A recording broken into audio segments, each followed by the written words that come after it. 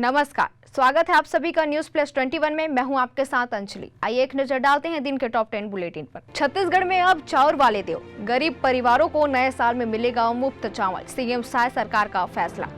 छत्तीसगढ़ में भूकंप के झटके, अंबिकापुर से 132 किलोमीटर दूर एमपी का सिंगरौली था केंद्र। रिएक्टर स्केल पर 3.3 तीव्रता। 15 राज्यों में 30 दिसंबर तक घने कोहरे का अलर्ट। यूपी एमपी समेत 6 राज्यों में विजिबिलिटी 0 तक पहुंची। दक्षिण भारत में बारिश की आशंका। यूट्यूब पर 2 करोड़ सब्सक्राइबर वाले पहले वैश्विक नेता बने पीएम मोदी।